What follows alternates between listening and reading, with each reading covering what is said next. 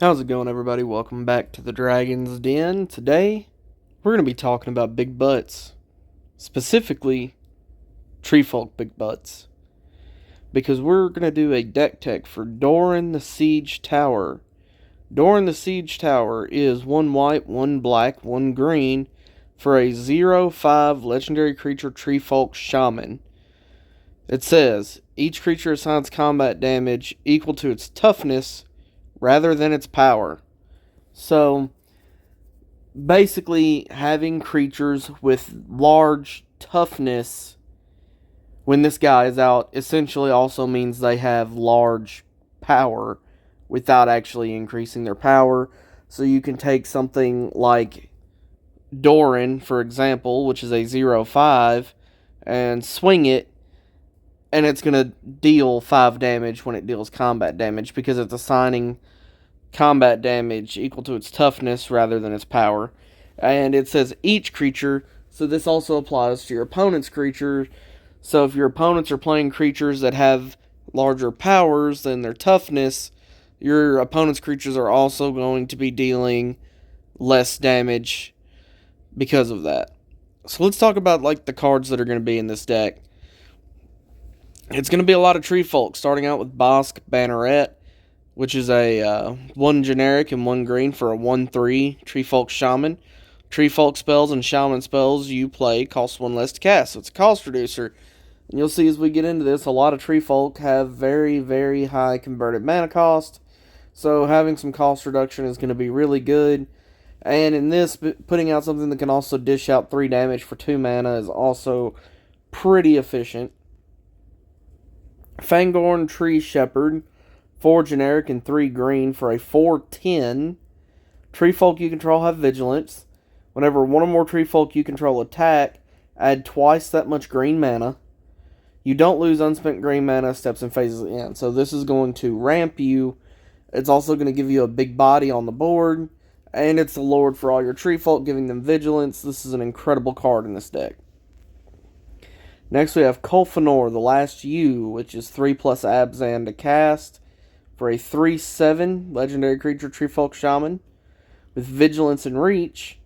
Whenever Kolfanor, the Last U, or another creature you control dies, return up to 1 target creature card with lesser toughness from your graveyard to your hand. So this will help you, like, if some of your stuff is being targeted by single target removal, get some of your other stuff that may have died in the past back, or help you play through board wipes and things like that to be able to get some of your creatures back. On top of also just being, like, everything in this deck is going to end up being a big body because everything has just massive toughness. Treefolk Harbinger, which is 1 green for a 0/3, so 1 mana to have 3 damage on board is incredible. It's a Treefolk Druid. Whenever Treefolk Harbinger comes into play, you may search your library for a Treefolk or a Forest card, reveal it, then shuffle your library and put that card on top of it. So it tutors up either a land if you need the land, or it goes and gets like your best Treefolk and puts it on top. So having a tutor for 1 mana is really, really good and efficient. Leaf Crowned Elder, 2 green and 2 generic for 3/5. With Kinship, at the beginning of your upkeep, you may look at the top card of your library. If it shares a creature type with Leaf Crowned Elder, you may reveal it. If you do, you may play that card without paying its mana cost. So it's going to give you free Treefolk off the top of your library. Sapling of Kolfanor, which is 3 generic and 2 hybrid black greens for a 2/5 Treefolk Shaman, legendary creature with Indestructible.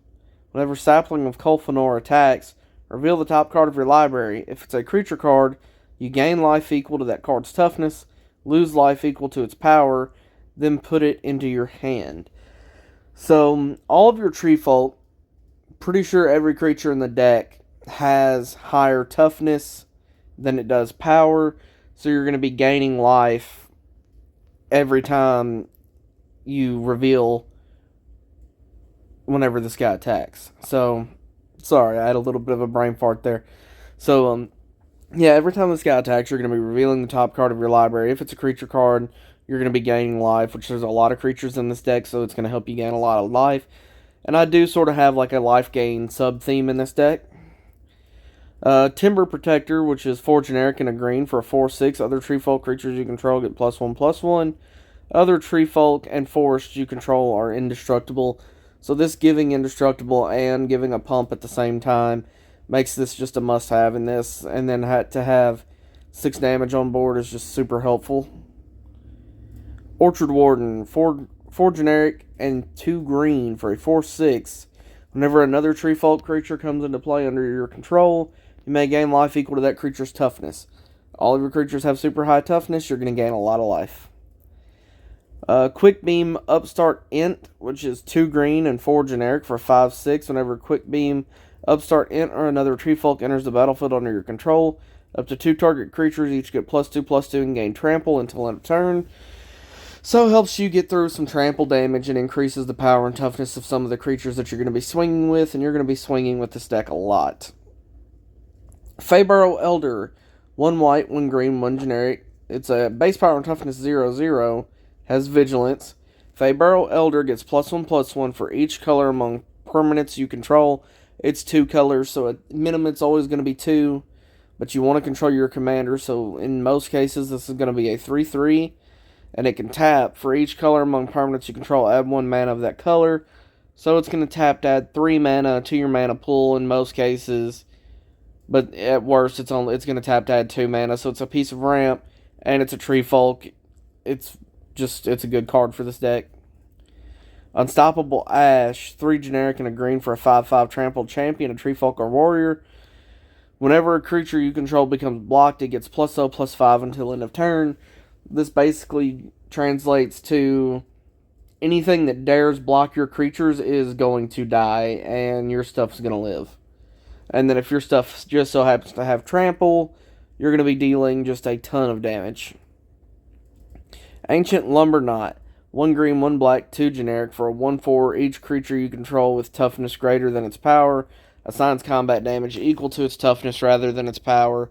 It's a redundant effect. It does what your commander does, but on another body. So if your commander keeps getting removed and it's costing too much, or you just can't get it out for some reason, having this guy in the deck is a huge help in that case. Dauntless Doorbark, 3 generic and 1 green for Star. Its power and toughness are equal to the number of force you control plus the number of Treefolk you control. Dauntless Doorbark has trample as long as you control another Merfolk. Dauntless Doorbark has trample as long as you control another Treefolk. I hope I haven't been saying Merfolk this whole time. It's very possible. But, so in most cases, it's going to be big and it's going to have trample. Last March of the Ents. This is a fun card. 6 generic and 2 green for a sorcery. The spell can't be countered. Draw cards equal to the greatest toughness among creatures you control. So with your commander out, you'll draw 5 cards. And this could be better. Then put any number of creature cards from your hand onto the battlefield. So this is going to draw you a bunch of cards and allow you to put a ton of creatures into play. Ulvenwald Observer, 4 generic, 2 greens for a 6/6 Treefolk. Whenever a creature you control with toughness 4 or greater dies, draw a card. So it helps you play through board wise. It's going to draw you some cards. Treebeard, Gracious Host, 1 white, 1 green, 2 generic for a 0/5. Trample and Ward 2. Whenever Treebeard, Gracious Host enters the battlefield, create 2 food tokens. Whenever you gain life, put that many +1/+1 counters on target Halfling or Treefolk. Namada, Primeval Warden, 1 green, 1 black, 2 generic, 3/4, with reach. If a creature an opponent controls would die, exile it instead. When you do, create a 1/1 sapling creature token. You can pay 1 green and sacrifice a sapling. Namada, Primeval Warden gets +2/+2 until end of turn. Or you can pay 1 black and 1 generic and sacrifice 2 saplings to draw a card. This is a really good card in this deck because it's going to shut down graveyard strategies that your opponents may be trying to play. So, with graveyards being a pretty prevalent playstyle in Commander, being able to shut that down is really good. And then, if you're consistently doing this a lot, or your opponent's creatures are dying because you're swinging and they're blocking and whatnot, it'll allow you to draw cards or pump. it can be pretty versatile. Seed Guide Ash, 4 generic and a green for a 4/4. Whenever Seed Guide Ash is put into a graveyard from play, you may search your library for up to 3 forest cards and put them into play tapped. If you do, shuffle your library. So it's a 4/4 body, but then whenever it dies, it's going to ramp you by 3 lands, which is really good. Maganoth Treefolk, this is actually one of my favorite cards in the deck, to be honest with you.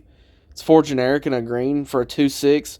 For each basic land type among lands you control, Magnagoth,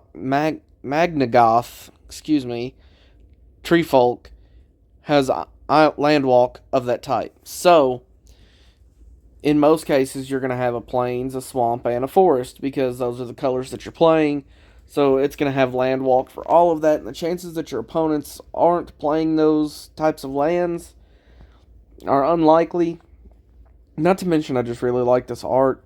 It's kind of why I even wanted to put this deck together to begin with, because I really liked the art of the Treefolk. So I saw some Treefolk art online, and I was like, I want to build that. And that's kind of how I got to this. Vertaloth, the Ancient, which is 4 generic and 2 green for a 4/7 with Kicker X, it's a single X. Sapling creatures and other Treefolk creatures get +1/+1, so it's a Lord. It's going to pump up your Treefolk. When Vertaloth the Ancient enters the battlefield, if it was kicked, create X 1/1 green sapling creature tokens. So if you have a bunch of mana that you can dump into this, you can make a bunch of what'll end up being 2/2s. Heartwood Storyteller, 2 green and a generic for 2/3. Whenever a player casts a non-creature spell, each of that player's opponents may draw a card. So this is also going to draw your opponent's cards, but it's also going to draw you cards. People cast a lot of non-creature spells in Commander, so it's going to end up drawing you and everybody a bunch of cards. Woodfall Primus, which is 5 generic and 3 green for a 6/6 with Trample. Whenever Woodfall Primus enters the battlefield, destroy target non-creature permanent, and it has Persist. Everbark Shaman, which is 4 generic and a green for a 3/5. You can tap it, remove a Treefolk card in your graveyard from the game, search your library for 2 forest cards, and put them into play tapped, then shuffle your library. So this will allow you to play or turn your I did it again. This will allow you to turn your Treefolk that have died into mana ramp. So that after they hit your graveyard, you still get some use out of them, on top of just being a 3/5 body on the board. Ezreroot Channeler, 5 generic and a green for a 4/6 with reach. Creature spells you cast cost X less to cast, where X is the amount of life you gain this turn. You can tap it to gain 2 life. So this will actually end up being, I think, a huge help, because there are ways to gain life in this deck, and a lot of times it ends up gaining you life equal to the creature's toughnesses. And everything has a super high toughness, so all of your creatures are going to end up costing way less mana. Battlewand Oak. Battlewand Oak is a 2 generic and 1 green for a 1/3. Whenever a force comes into play under your control, Battlewand Oak gets +2/+2 until end of turn. Whenever you play a Treefolk spell, Battlewand Oak gets +2/+2 until end of turn. So playing Treefolk and playing Force pumps this guy, making him hit even harder. Thorntooth Witch, which is 5 generic and a black for a 3/4. Whenever you play a Treefolk spell, you may have target creature get +3/-3 until end of turn. So every time you cast a Treefolk, it may seem like, creatures assign combat damage equal to their toughness. Well, yeah, they do, but also a lot of your opponent's creatures probably have 3 or less toughness, meaning you can actually effectively use this as removal. Great Oak Guardian, 5 generic and a green for 4/5 with flash and reach. Whenever it enters the battlefield, creatures target player controls get +2/+2 until end of turn. Untap them. So you could use this as a combat trick to help you sneak in more damage if your opponent's decided not to block, or you're just short of getting the kill, or something like that. Abzan Beastmaster, which is 1 green and 2 generic for 2/1. At the beginning of your upkeep, draw a card if you control the creature with the greatest toughness or tied for the greatest toughness. You're playing Treefolks. You're going to be able to get the card every time. It's going to be pretty easy. Tristani Selesnia's Voice, which is 2 green and 2 white for a 2/5. Whenever another creature enters the battlefield under your control, you gain life equal to that creature's toughness. You can pay 1 white, 1 green, 1 generic, and tap it to populate. Ikra Shadiki, the Usurper.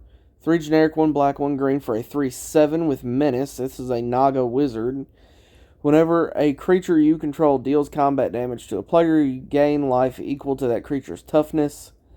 So, you're going to be getting a lot of benefits for swinging your Treefolk around and dealing damage with them, which is what you want to be doing. Deadwood Treefolk. 5 generic and 1 green for a 3/6 with Vanishing 3. Whenever Deadwood Treefolk enters or leaves the battlefield, return another target creature card from your graveyard to your hand. So this will allow you to get some of your pieces back and replay them after them being removed or blown up. Rootless U, 3 generic and 2 green for a 5/4. Whenever Rootless U dies, search your library for a creature card with power or toughness 6 or greater. Reveal it, put it into your hand, then shuffle your library. So whenever it dies, it'll allow you to tutor. Realm Walker, just good value for a 3 mana 2/3 with Changeling. You choose a creature type when it enters. You can look at the top card of your library and cast creatures of the chosen type off the top of your library. Warden of the Woods, 2 green, 4 generic, 5/7 with Vigilance. Whenever it becomes the target of a spell or ability an opponent controls, you may draw 2 cards. Beast Whisperer. So it's a 4 mana 2/3 that lets you draw cards when you cast creature spells. It's one of the draw engine in this deck. Super helpful. And then the fact that its toughness is higher than its power also plays into the theme. So it's super good, super consistent. Oathsworn Giant, 2 white, 4 generic, 3/4 Vigilance. Other creatures you control get +0/+2 and have Vigilance. So it's a very, very strong lord in this deck. Runic Armasaur, 2 green and a generic for a 2/5. Whenever an opponent activates an ability of a creature or land that isn't a mana ability, you may draw a card. So it's card draw on top of a big body. Removal, Swords to Plowshares, 1 white to exile a creature is really good. Path to Exile is in here for the same reason. Abzan Charm is played because it's super versatile. It costs 1 white, 1 black, 1 green for an instant, and you can choose one. You can exile target creature with power 3 or greater, so it can be removal. You can draw 2 cards and lose 2 life, so it can be card draw if you need it. Or you can put 2 +1/+1 counters among 1 or 2 target creatures, so it can pump up a couple of your creatures if you need to get that last little bit of damage in. Root Grapple, 4 generic and a green. It's a tribal instant, and it'll destroy target non-creature permanent if you control a Treefolk, draw card. Beast Within, blow something up, anything. It can be any permanent. And if it's better than a 3/3 beast, it's a good target. Anguished Unmaking, 1 black, 1 white, and a green. Exile target non-land permanent, you lose 3 life. So it hits anything, you lose 3 life. Ready and Willing. So if you can cast one or the other, or both. Ready. Creatures you control are indestructible this turn. Untap each creature you control. Willing. Creatures you control gain Death Touch and Lifelink until end of turn. So if you cast both, you can untap your creatures and they'll have indestructible, Death Touch, and Lifelink. Death Sprout, 1 green, 2 black, 1 generic. Destroy target creature, and you can search your library for a basic land. Eladamri's Call, which is 1 white, 1 green. It's a creature tutor. Archdruid's Charm, super versatile, really good in this deck. It's 3 green, instant. You can either search your library for a creature or land card and reveal it. Put it onto the battlefield tapped if it's a land. Otherwise, put it into your hand. You can put a +1/+1 counter on target creature you control. It deals damage equal to its power to target creature you don't control. So it can be removal if you have the right things out creature removal, or exile target artifact or enchantment. So it's just a really, really versatile card, and is just very, very good in pretty much any deck that can run it. Rampant Growth, so that's ramp. Farseek is ramp. Nature's Lore is ramp. Expel the Interlopers, 2 white and 3 generic. Choose a number between 0 and 10. Destroy all creatures with power greater than or equal to the chosen number.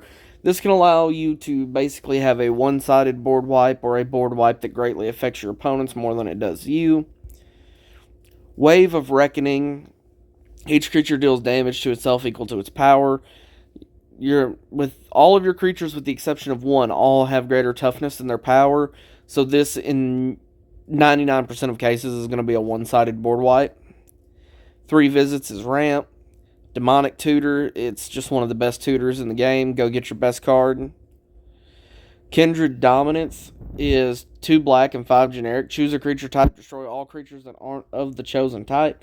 This is a one-sided board wipe. Green Sun Zenith, so that's a creature tutor that puts it straight into play, so go get whatever creature it is you need and put it into play. Herald's Horn ramps you, and it also helps you with card draw because you choose a creature type when it enters. Your creature of the chosen type costs 1 less. At the beginning of your upkeep, look at the top card of your library. If it's a creature card of the chosen type, you may reveal it and put it into your hand. Vanquisher's Banner, 5-drop artifact. You choose a creature type. Those creatures get +1/+1. Whenever you cast a creature spell of the chosen type, draw a card. Urza's Incubator, 3 mana. Artifact, you choose a creature type. Creature spells of the chosen type cost 2 less to cast. Cost reduction in this deck is really important. Spider Silk Armor, 1 green and 2 generic for an enchantment. Creatures you control get +0/+1 and have reach, so it pumps all your creatures. Mirari's Wake, 1 white, 1 green, 3 generic for an enchantment. Creatures you control get +1/+1, and it doubles the amount of mana produced from your lands. Guardian Project. It's a 4-drop enchantment that allows you to draw cards when non-token creatures enter the battlefield under your control. Phyrexian Arena, 2 black and a generic for an enchantment. At the beginning of your upkeep, draw a card and lose a life. Angelic Chorus, 2 white, 3 generic enchantment. Whenever a creature enters the battlefield under your control, you gain life equal to its toughness. Leyline of Vitality, 2 green and 2 generic. If Leyline of Vitality is in your opening hand, you may begin the game with it on the battlefield, so it's a free spell if it's in your opening hand, giving you an advantage from the very start of the game. Creatures you control get +1/+0. Whenever a creature enters the battlefield under your control, you may gain 1 life. Sol Ring, Arcane Signet, Selesnya Signet, Golgari Signet, and Orzhov Signet. That's the entire deck. So, like I said, I was sort of just scrolling through online the other day, and I saw some Treefolk cards and everything, thought the arts were cool, and that's kind of what made me want to throw this deck list together. I definitely think that it could be powerful, although it could also probably use some tweaking too, I'm not sure. Whenever I originally went through and picked out all the cards that I wanted for this deck, I had well over 100 cards picked out without lands included. So making cuts was really, really tough for me to do. So this deck, if you were to run it exactly as I have it laid out now, you would end up having 29 lands versus 71 other cards, including your commander. So it is a little low on the land side, but it's also really heavy on the ramp. And all of the ramp is 2 mana or less. So maybe the 29 lands isn't the end of the world. So, it could use a little tweaking. And honestly, if you were going to tweak it and you wanted to get your land count up a little bit, the first thing I would cut would honestly be the 3 traditional signets. These 3 right here, the Selesnya Signet, the Golgari Signet, and the Orzhov Signet. I just felt that having those in was better than not having them. Because I have some commander decks built right now that have land counts on the lower side, but they also have more ramp in them, and they don't really seem to get hung up all too much. So, that's why I chose to build it this way. This is a different kind of deck compared to what I would normally build, as it is built around toughness and playing into the toughness side of things, and honestly, while it's not suggested, I normally, in my decks that I build, don't run a lot of board wipes and whatnot. My whole thing, the way I build decks, is build your deck to do a thing and build your deck to do that thing as fast as possible. So I typically run minimal interaction and almost never run board wipes, although in some decks I make exceptions. And, it works out okay. Specifically in my play group, but like I always say, your play group and the environment that you play in is always going to make your experience different than mine. So the way I put a deck together may not be the best way for you to run it. So never be afraid to make tweaks. These are how I would build the deck, and it's a general guideline to help you kind of as a starting point. So if you found this at all helpful and you saw anything that you liked today, please let me know down below. And I'll see you next time. Y'all have a wonderful day.